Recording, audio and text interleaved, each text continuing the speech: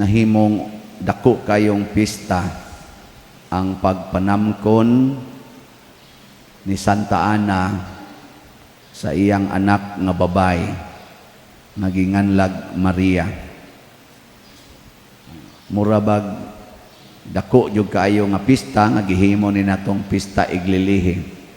Ngano man kay bawo mo unsay rason kanang inigmabdos ninyo sa inyong anak, magpista ba mo? Ha? Kamong mga inahan din hiron, mga asawa, o mamabdos mo, magpista mo? Tingali, sa first nga bata, ikaduhang bata, murag medyo di na kay magpista, ikatulong pagkamabdos, murag problema na, ikaupat, lingo-lingo na, ikalima, moingon na, ngano man ni, oy, ikaunom, wa na gyud ng danghag ka. Sikag kamabdos diha. So ang pagturok di ay sa bata dinhi sa tiyan sa inahan, dako kay na siyag kahulugan. Why bata nga gipaturok sa taguangkan sa usa ka inahan nga why divine plan o divine message. Ug unsa may planos Ginoo, matod pa sa ikaduhang pagbasa, gipili ng daan aron ta mabalaan sama kaniya.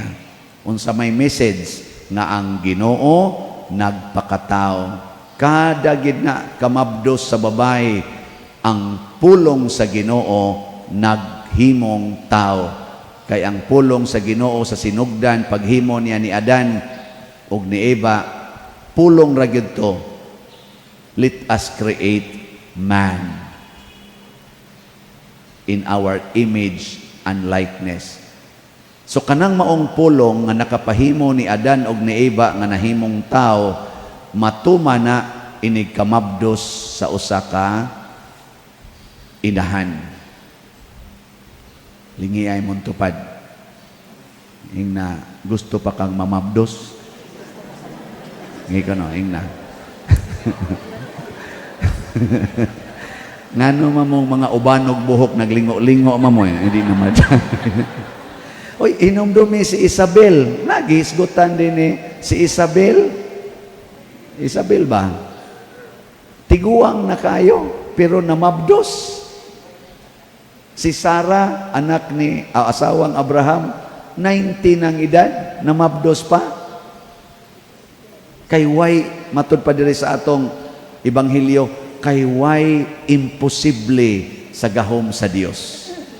Ang pasabot ba nako ba, mahigugma unta ta nga mo conceive og bata in godly way. Nga karon nganong maglingo-lingo man ta, nganong ang kalibutan karon murag hadlok naman kaayo, sige naman contraceptive, sige naman ning pills, sige naman ning palaygit. Ngano man tungod kay nasudlan ta sa pagpangilad sa bitin. Si Eva ang unang babae nga na tao nga way sala, gisudlan sa bitin og sala. Matod pa niya, gilansisan ko sa bitin. There's unang pagbasa niya. Ang lalaki sad na apil kay matod pas lalaki, kanang babae nga gihatag ni Monako maoy nagpakaon ako sa gidili nga bunga. Na kaning bitin adto ginamusod sa babae pag-una niya, matakdan dayon ang laki. Ang pari matintal adto na musod ang yawa sa madre niya, moari dayos pari. Ambot lang di sa tingali. Basta mo man ay iyang gibuhat. Ang point lang din si Maria nahimong espesyal kayo kay naghimo ang Ginoo og bag-ong babay nga wa say mansa sa sala aron maoy makig-away sa bitin. Si Eva gibuntog sa bitin didto sa paraiso. Si Maria mibuntog sa bitin dinhi sa kalibutan. Ang paraiso, lugar sa kalipay, didto gibuntog sa bitin ang tao sa lugar sa kalipay, sa paraiso sa Ginoo. Si Maria, mas grabe ning iyang misyon, kay dinhi niya gibuntog ang bitin, ang yawa sa kalibutan nga gitawag og lawalog sa mga luha or gingharian sa yawa. Kay ang kalibutan giharian maniron sa yawa. Gibuntog ni Maria dinhi to prove to us nga kitang tanan di ay makatuman aning kabalaan nga giplano sa Ginoo dinhi sa kalibutan. Kay may magukita mo rason anang moingon dayon ta nga taon man gud tawo man kita kasa man kita ana ni kono lingi ay mong tupad ikaduhang lingi ing na nakabuntog na kasbitin ni kono mamutan mga naong ninyo mura nagyog mga bitin no. Ahas ka, di ba naon ay termino no? Ahas na, famous kayo na karon nga mga term, ahas. Ang sabi ng ahas, o sa'yo pasabot ana? Inigingon mo ahas ng tawhana, ang saman? Mangingilad, traidor. O na siya. Pero si Maria, mibuntog sa pangilad sa kalibutan, mibuntog sa katraidor sa kalibutan. Gani, ang iyang anak, gitraidoran sa mga tao nga kuyog siyang anak, iya lang yapong gidawat. Naun sa may gibuhat ni Maria, nga nabuntog man niyang yawa, mausa na'y atong buhaton. Matod pa si kadahong pagbasa, mahimot ang balaan, pinaagi ni Kristo. Diha ra gyud ni Kristo mahimot ang balaan. Pasabot, kung magsigitag sunod sa pulong nga nagpakatao o sa pulong sa Ginoo, mahimo gid tang balaan. Si Maria, nag-ingon siya diri, sulugoon ako sa Ginoo, matuman unta kanako ang imong gisulti. Or ato ning lainon pag word ang gisulti, matuman unta dinhi kanako ang imong pulong. Kana bitang makasa ta, kamo makasa man gid mo no, ako makasa man sad ko. Unsay tan-aw niyo sa kong naong? Sadan. Parehas ninyo makasasala. Pero asa man ang ato dinhing duwa, ang paghinulsol sa sala niya mo balik ta pagsunod sa pulong sa Ginoo. Kung nangabit ka kaniadto, balik og sunod sa Ginoo, you shall not commit adultery. Kaya ang iyang pulong mao man na siya ang dalan, ang kamatuoran ug ang kinabuhi. Mao na si Kristo nahimong balaan aron mahimo siyang dalan. Matud pa niya, ang dalan padong sa langit mao ako. Kinsa man siya? Ang pulong sa Ginoo. Nakasa ka karon kay nang liba ka. Unsa may sugo sa Ginoo, higugma ang imong isig katawo. Maghinulsol, nya mo higugma sa isig katawo, limpyo na ka.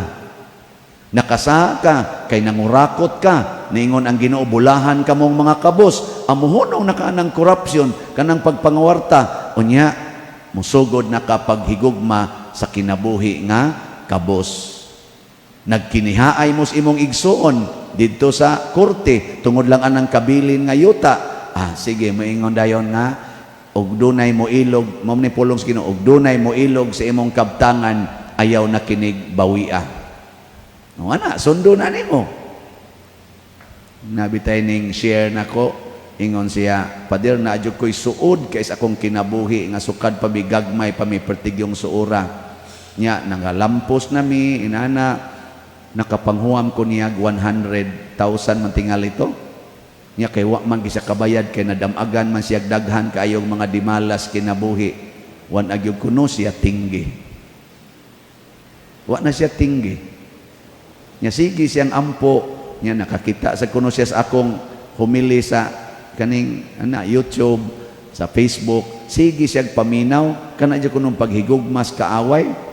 Hangtod jud kuno nga nadaha kuno siya sa iyang kadasig nga mupalit kog slat. Gaagas kuno iyang luha kay sa iyang kapobre, sa iyang kakuwang sa kwarta siya mupalit kog slat. Lord, dili ni tuo-tuo ha, mutuog yun ko nga magkauli ra unta mi ni akong suod kay bugat kay nako. nga wa na ko niya tinggi. Palit siya slat ko no, dangtan ko no mga pila ka buwan ba to o simana, pagpalit niya, nagkita ko no sila wa damha. Nag-abot ko no sila ba? Ni Dritso man ko no gakos niya. Ni gakos niya. Niya gakosan siya. Niya paghuman ingon din siya, day di man gito nako undangon ang akong saad, mubayad gyud ko anang akong huwam nimo. Ningon ayaw na pagbayad. Kay di ko gustong maguba ta tungod lang anang kwarta. Sus kaingon ko no siya, dakua ani nga milagro. Nya isa nga di man ko nimo pabayron, ingon sige sa kog paminaw ni Padre Siano. Nya mituo ko nga ang Ginoo niingon gyud nato nga di gid na nato mada ang kwarta, ang atong paghigugma ay mao gyud atong madala ngadto sa langit. Nga hilak gud siyang nisulti nako ani sa iyang kalipay. Sato pa di ay bisag mag-away pata, bisan paghapit ta magpinatyanay, kung makaamgo ta nga mosunod na sa taspulong sa Ginoo, maliwat na sa tang Maria nga nakabuntog sa bitin. So di nato tugutan nga ang bitin mo patuyang pag-dominate nato, yatakan nato ang ulo sa bitin, pinaagis atong pagbasol, paghinulsol, nya balik og sunod sa sugo og sa pulong sa Ginoo. Nya ingnang Ginoo, matuman unta dinhi kanako ang imong pulong. Ibalik sa diya nato ang kabalaan, kay mao man ay iyag yung plano natong tanan. Sige, lingian ang imong tupad. Ingna sugod karon ato nang yatakan ang bitin ha. Sige. Ana ato nang yatakan ang bitin. Ya maingon day nang imong tupad, ikaw bitina ka. Ay galagot nimo. Ay yatakig yung bitin. Sige, manindog na ta mga liwat ni Maria. Atong himuon ang pag-ampo sa kapistahan sa Immaculada Concepcion.